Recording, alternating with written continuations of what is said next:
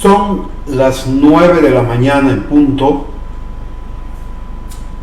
Muchas gracias por acompañarme a este café de los miércoles. Muy buenos días tengan todos ustedes. Bienvenidos sean a un delicioso café matutino.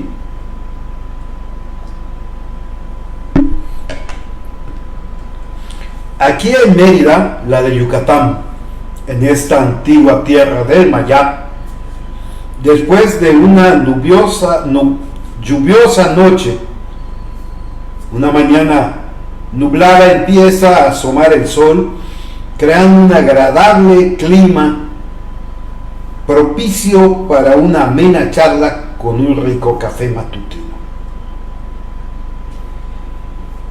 Y quiero iniciar el día comentando que hace algunas semanas, 3 semanas aproximadamente, escuché por radio un comercial del Congreso de la Nación.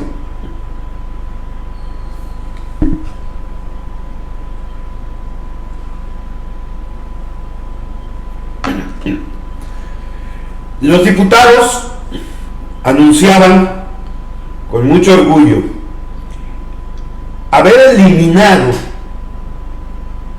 una fracción de la ley de radio y telecomunicaciones, con lo cual ya no existiría el requisito del buen uso del idioma para ser locutor profesional. Es decir,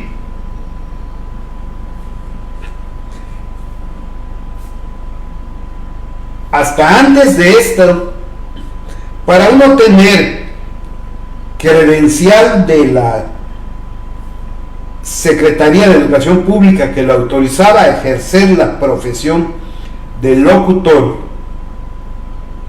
era indispensable el buen uso del idioma. No se refería a algún idioma específico, sino al buen uso del idioma. Es decir, hablar bien el español, si la transmisión va a ser en español; hablar bien maya, si la transmisión va a ser en lengua maya; hablar bien el rarámuri, si la transmisión va a ser el rarámuri; hablar bien el náhuatl, si la transmisión va a ser en náhuatl.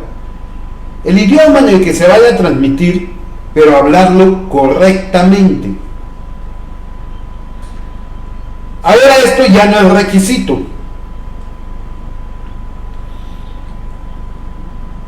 Y estuve averiguando la opinión entre varias personas dedicadas al oficio de la locución, o interesadas en el tema, o conocedoras en alguna manera de esto, incluyendo un correo a la Comisión Estatal de Derechos Humanos, porque el argumento del Congreso era que con esto se evitaba la discriminación. Y le envié un correo a la Comisión Estatal de Derechos Humanos para que me explicaran cómo el pedirle a alguien que hable bien su idioma era discriminación. Días después me contestaron pidiéndome un número telefónico para que se comuniquen conmigo. Hasta el día de hoy no se han comunicado conmigo. Sin embargo, en lo personal, a mí me parece que la discriminación va en otro sentido y que el resultado de esto es todo lo contrario de lo que debería ser. Y me explicaré. Saludos a todos los que están ya en el chat: a Surena, Gladys, Raúl, Lore. Muchos saludos, muy buenos días. A todos los demás que nos están viendo y los que se incorporen, bienvenidos. Hablemos del idioma. Empecemos por dejar en claro que el idioma no es solo un instrumento de comunicación, no es así. El idioma es mucho más que eso. Para empezar, una de las funciones fundamentales del idioma es ser el principal vínculo entre el individuo y su cultura. Entendiendo por cultura el concepto científico. El término cultura tiene dos acepciones. La acepción coloquial, cuando decimos una persona es muy culta, por tratar de decir que esta persona ha leído mucho, está muy bien preparada. Y el término científico que se utiliza en las ciencias sociales, en el que en su acepción más simple y elemental podemos decir que la cultura es todo aquello que es producto del accionar humano. Es decir, cultura no es solamente leer libros clásicos. Cultura es lo que comemos, donde vivimos, la manera en que nos expresamos, la forma en que nos trasladamos, lo que hacemos cuando trabajamos. Todo lo que el ser humano hace es cultura. Y el idioma es el principal vínculo entre el ser humano y esa cultura. De tal manera que mientras mejor dominemos nuestro idioma, mientras más ampliamente lo dominemos, nuestro conocimiento y uso de nuestra cultura y de nuestros bienes culturales será mucho más amplio y mejor.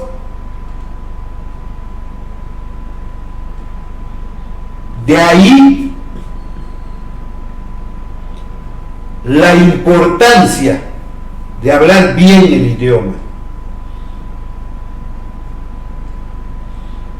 Y para que veamos un poco la relación entre idioma y cultura, dejando claro que el idioma influye en la cultura y viceversa, la cultura influye en el idioma. Imaginemos que de pronto nos trasladamos al Polo Norte y estamos con alguien de la cultura inuit, o como los conocemos nosotros, con un esquimal.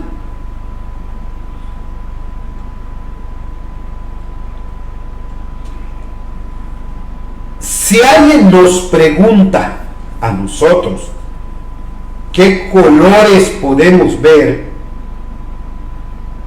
nosotros vamos a decir blanco, porque en el Polo Norte el paisaje es blanco totalmente. Solo vemos nieve, hielo, blanco. Hasta el oso polar es blanco.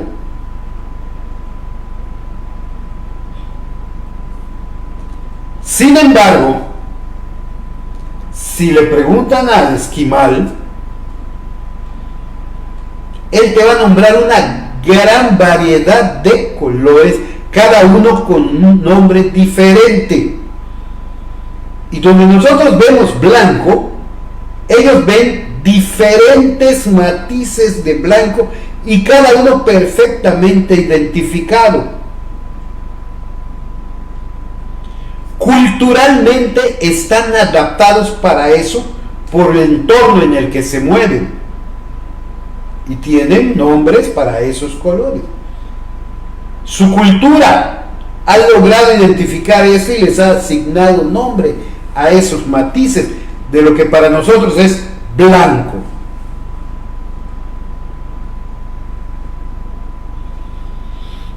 Veamos otro caso.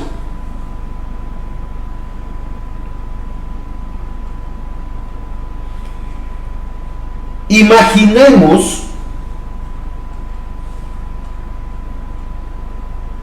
que tomamos a un tuareg, un hombre de las tribus nómadas del desierto del Sahara, los conocidos como los hombres azules.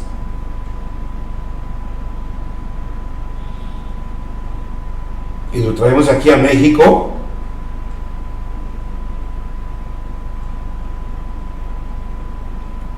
Y lo llevamos a los bosques. Pues, ¿qué bosque les gusta? El bosque de Chapultepec.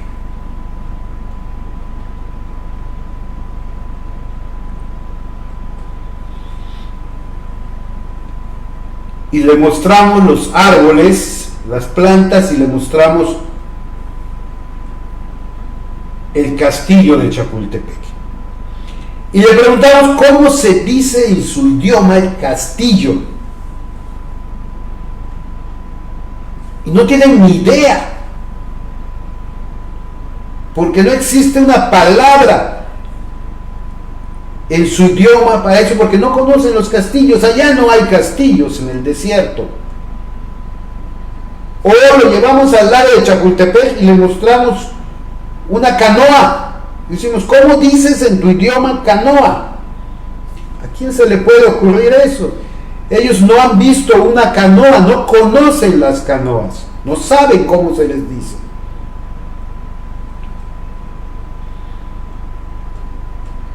Porque en su cultura eso no es común, no hay en su cultura. ¿Cómo decimos en lengua maya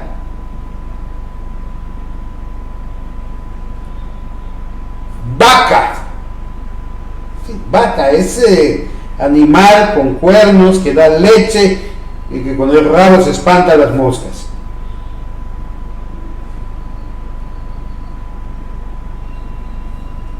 Naturalmente que en el idioma maya original no existe una palabra para decir vaca. ¿Cómo lo dicen en el maya actual? Lo dicen huacash. ¿Por qué le dicen huacash? Bueno, imaginemos durante los 3 siglos de la Nueva España, escuchando a los antiguos mayas, prestando atención a lo que ellos escuchaban de los españoles, hablando en el español antiguo, que no suena igual que el español contemporáneo, montados en sus caballos, arreando el ganado y diciendo ¡arre de huaca! ¡Arre de huaca! De acuerdo con su cultura y su idioma, ellos escuchaban huaca, huaca, huacash, y así se le dice a la vaca en maya, huacash. Sí, Mario, hasta los delitos son cultura, efectivamente. Entonces, de acuerdo con el entorno y con nuestra cultura, el idioma va adquiriendo forma.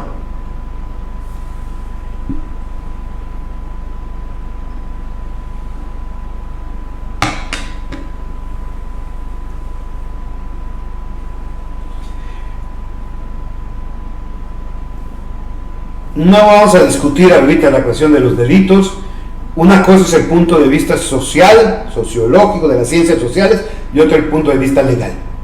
Son 2 aspectos diferentes y no lo perdamos de vista, pero estamos hablando de cultura.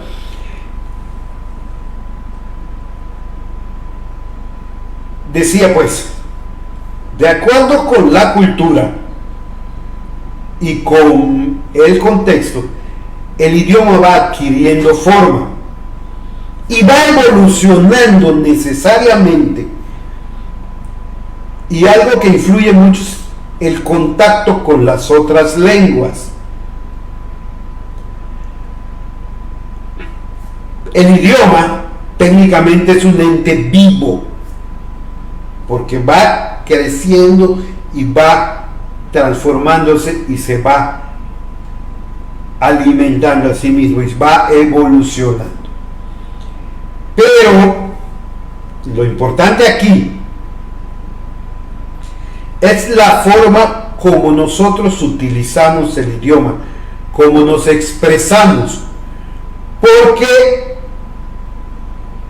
eso refleja nuestra forma de pensar, cómo estructuramos nuestras ideas, cómo las correlacionamos, cómo organizamos nuestros silogismos, es decir, cómo planteamos nuestras premisas para obtener nuestras conclusiones. Y mientras más elementos del idioma podemos manejar adecuadamente, más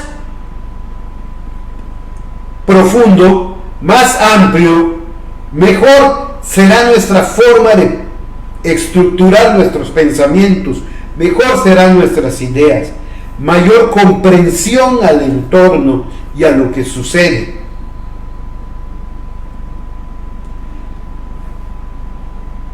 Y esto es importante,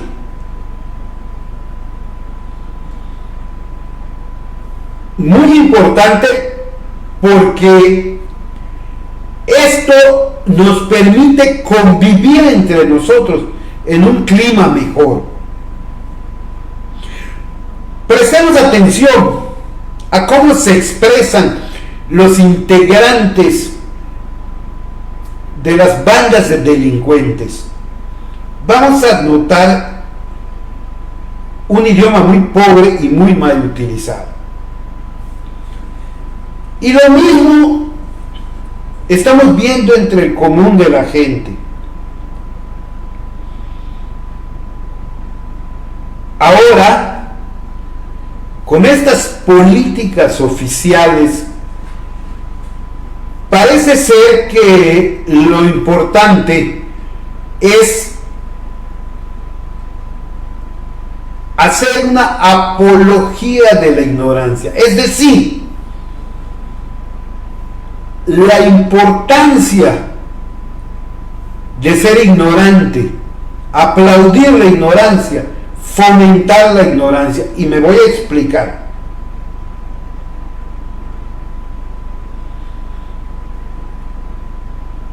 Pedirle a un locutor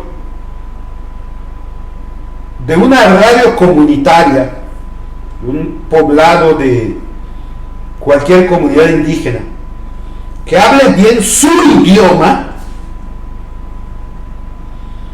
no es discriminar al que no lo habla bien, es contribuir a difundir el correcto uso de ese idioma.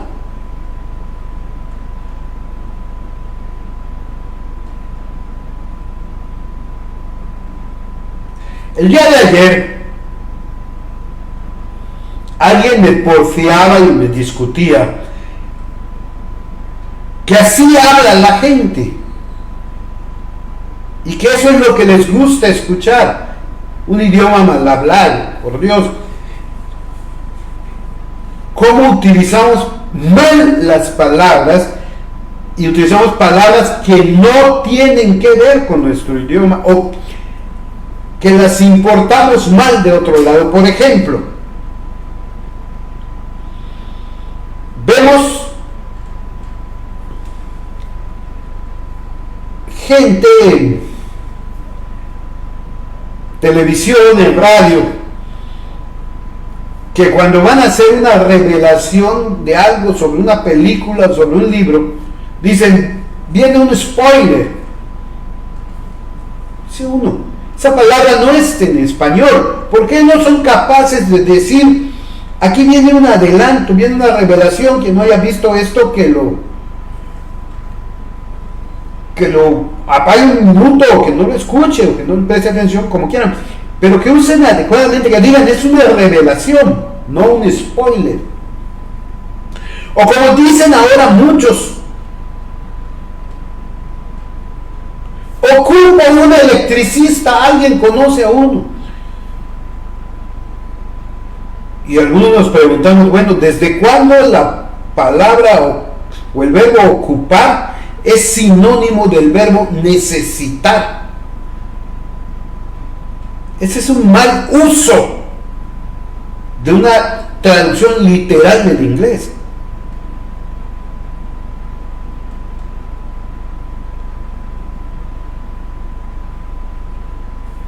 Y así como estos, cantidad de ejemplos que ahora cada vez más las autoridades pretenden normalizarlo. Es decir, en lugar de educar a la población, vamos a mantenerlos ignorantes.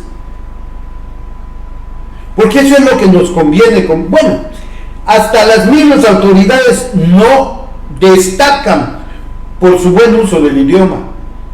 Y podemos escuchar las intervenciones de muchos políticos y de muchos funcionarios públicos ante el micrófono, en sus discursos, y ver que son incapaces de leer más allá que lo que las tarjetas que les ponen enfrente. Y es de vergüenza ajena, es una pena, pero es nuestra realidad.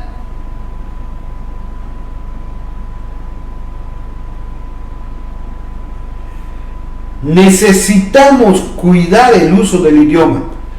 Trabajé 40 años en el sistema educativo. De esos 40 años, 30 años fueron en una universidad. Y para mí fue evidente cómo se fue deteriorando el uso del idioma en cada generación, pero además, y lo que es más grave, es que alumnos de universidad no saben leer, no entienden lo que leen. No nos gusta leer. Como sociedad hemos asumido la importancia de la imagen por encima de la importancia de la palabra. Si no tiene figuritas, si no es video, si no se mueve, no lo consumimos. Y lo peor de todo es que lo que consumimos a través de la imagen es basura. Es basura.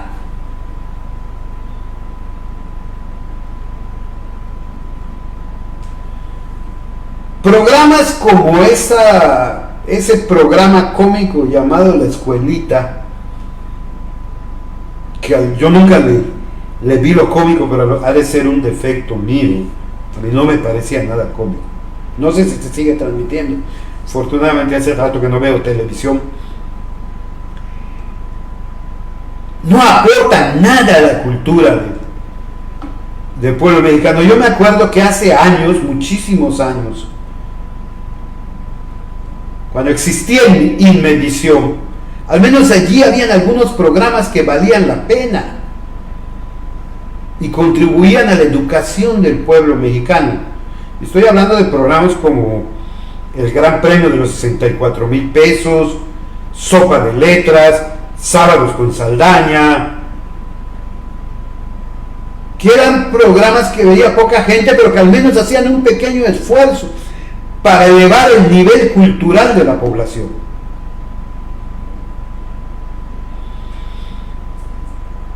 Pero ahora no. Tenemos que aceptar la ignorancia y no discriminarla.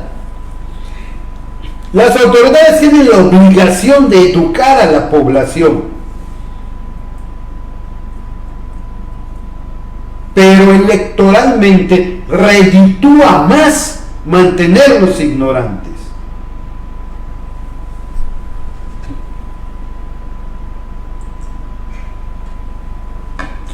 Y yo no sé qué modelo social están tomando, porque si recordamos cuál fue una de las primeras acciones de Fidel Castro cuando tomó el poder en Cuba, recordamos que alfabetizó al pueblo cubano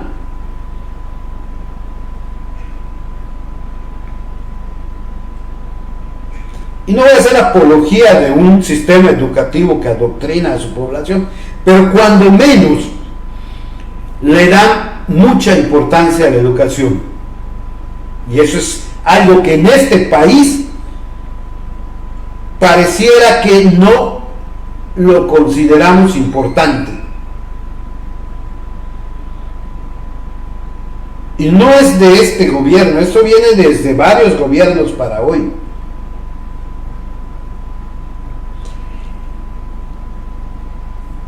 Las entidades oficiales dedicadas a la educación son vistas por las autoridades como instrumentos políticos tendientes a ganar elecciones, nada más. Y así ponemos en los máximos cargos de las secretarías o institutos de educación gente que va a utilizar todos los recursos educativos del Estado para fortalecer un proyecto político. En todas las entidades y en el gobierno federal, no importa que tenga título de profesora, pero estamos viendo los resultados, estamos viendo las acciones.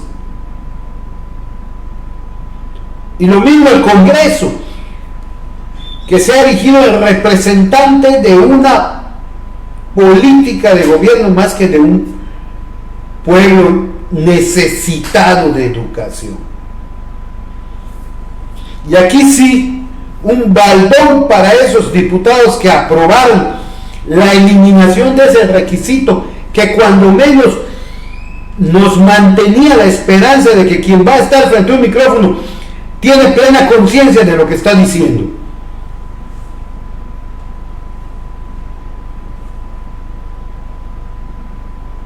No sabemos hablar, no sabemos leer, no sabemos escribir, no sabemos comunicarnos, no sabemos pensar. Pero si a alguien le señalamos un error, se ofende en lugar de aceptar la corrección con gusto.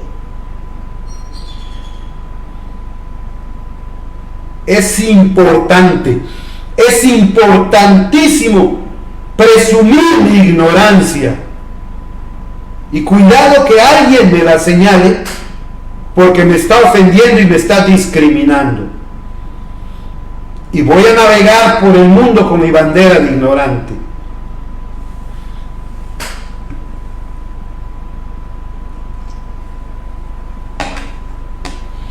Ese es el México que queremos los mexicanos para nuestros hijos.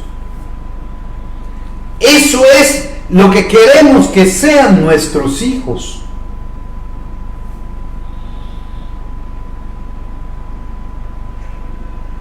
Vamos a reclamarle al maestro porque nuestro hijo reprobó. En lugar de ir a averiguar, maestro, ¿qué pasó? ¿Por qué reprobó? ¿Qué puedo hacer para apoyar la labor de la escuela? Para que mi hijo estudie y aprenda y sea mejor persona cada día. Eso no importa. Y hay una clase social que tiene los recursos y que está comprendiendo esto, y mandan a sus hijos a las mejores escuelas y al extranjero, porque están interesados en que sus hijos aprendan, y eso van a ser los líderes de la sociedad mañana. Pero en lugar de criticarlos, de llamarles fifís, de llamarles arribistas, de llamarles aspiracionistas, deberíamos entender que así debería ser la sociedad, siempre buscando la mejor y mayor educación para nuestros hijos. Pero no, eso es discriminar al que no sabe.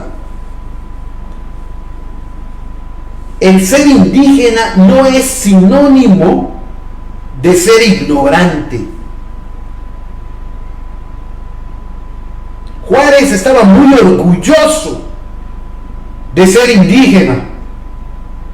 Porfirio Díaz estaba muy orgulloso de ser indígena.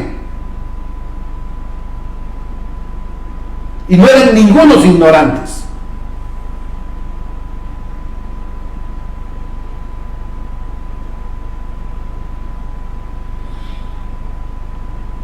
Y este país está lleno de héroes indígenas preparados que no han sido ignorantes.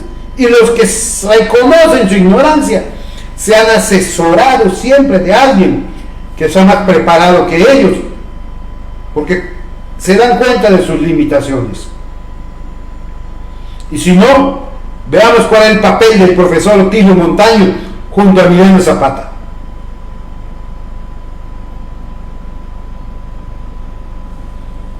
Pero no.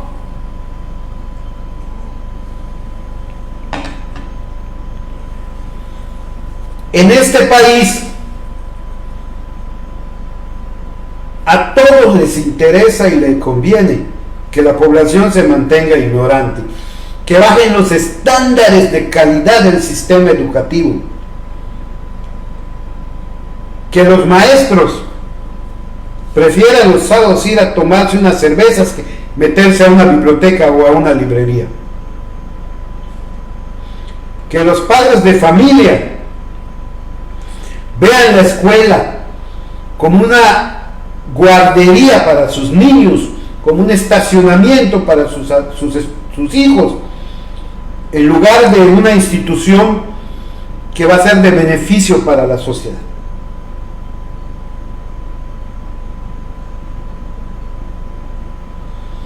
Y ese es un problema que nos compete a todos nosotros los mexicanos. Porque en otros países la gente está estudiando y se está preparando.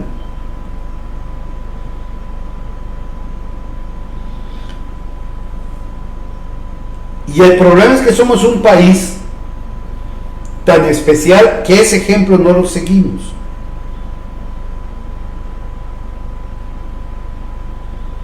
Pero luego nos quejamos de que los otros países vienen a usarnos y que vienen a llevarse lo nuestro y que vienen... Por favor, si no nos preparamos nosotros para ser mejores de los que somos, siempre seremos usados por los demás.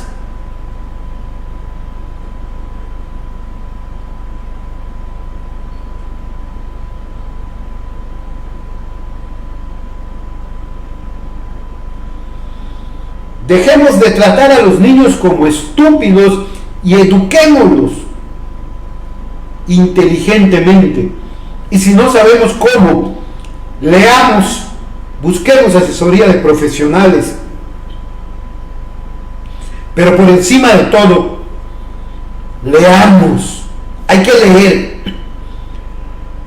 ¿Qué es lo que debo leer? ¿Con qué debo empezar a leer? Con lo que me guste. ¿Qué temas me gustan? Busco esos libros y poco a poco voy leyendo. Dejemos de lado los pasquines, esos cómics que no aportan nada, y acostumbremos a nuestra mente a la prosa y a la poesía. No tengo que empezar por leer a García Márquez, a Octavio Paz, a Cervantes, a Shakespeare, no necesariamente. Si no me gusta, no lo leo. Hay mucha literatura que me puede gustar. Digo, buscar y buscar y leer. Pero es importante que seamos mejores como sociedad, que no permitamos que esos políticos interesados en hacer apología de la ignorancia sigan haciéndole daño a este país. Y la única forma de que tengamos un mejor país es que como sociedad estemos mejor preparados cada día.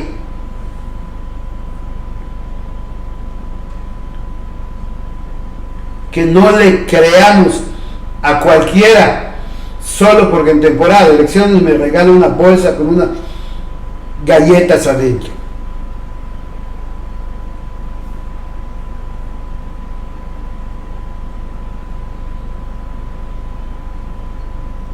Recuperemos nuestro papel como ciudadanos. Y nuestra principal obligación es educarnos y educar a nuestros hijos. Y exigirle a los líderes sociales que lean y que sean cada vez mejores. Pero la única forma de hacerlo es siendo nosotros mejores cada día.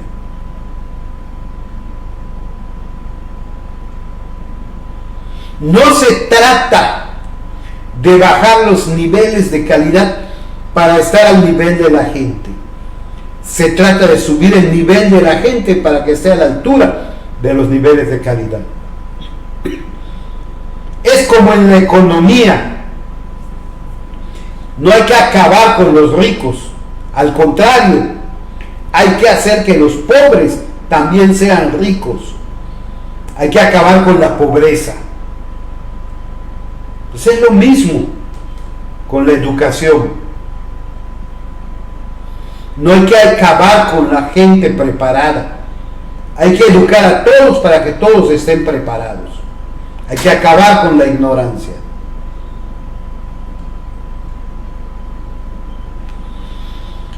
Y es triste, pero no parece ser que haya mucha gente interesada en esto.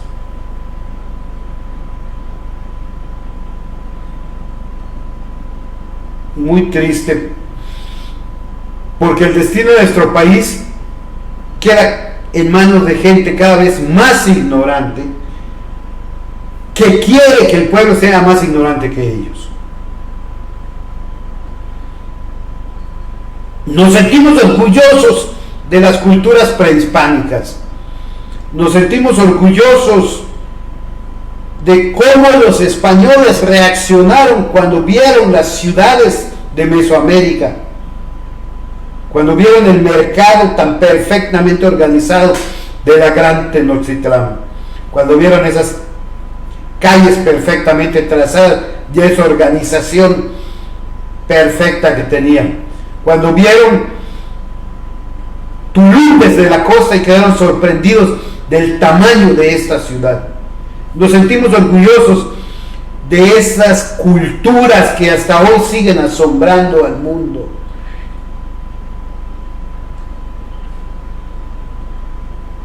Pero esa grandeza cultural que nos enorgullece, la preferimos muerta en lugar de revivirla y ser nuevamente grandes. No se trata de ser como los mayas prehispánicos, como los nahuas prehispánicos, como los rarámuris prehispánicos. No se trata de ser como la Mesoamérica prehispánica o la Aridoamérica prehispánica, que también allá en esa zona hay mucha cultura. No, se trata de ser nuevamente una nación culta y grande, donde todos seamos gente preparada, educada, a la altura de las naciones más educadas del mundo. Y eso sí acabaría con la violencia y la miseria de este país.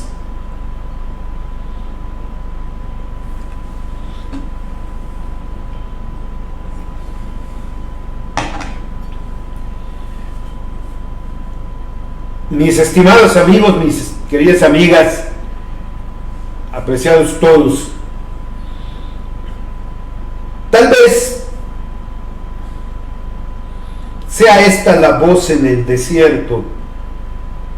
Tal vez cada uno de nosotros diga, es una misión imposible. Pero si cada uno de nosotros cambia, nuestro entorno cambia. Y si cambia nuestro entorno, cambia el entorno de aquellos que están a nuestro alrededor. Y esto como una bola de nieve va creciendo. Tal vez no veamos el resultado, pero eso no quiere decir que no haya que iniciar un movimiento que eduque a nuestra población. Es tarea de nosotros, si nadie más quiere hacerlo, es tarea de nosotros hacerlo.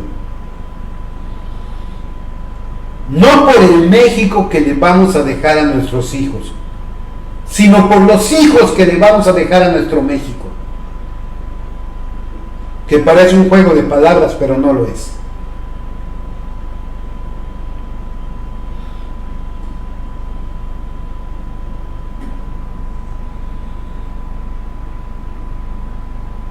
Y bien, por hoy les agradezco muchísimo su atención. En un próximo momento platicaremos de la anticultura, Mario. Por ahora nuestro tiempo llegó. Que tengan un maravilloso miércoles y un gran resto de la semana y la próxima que viene.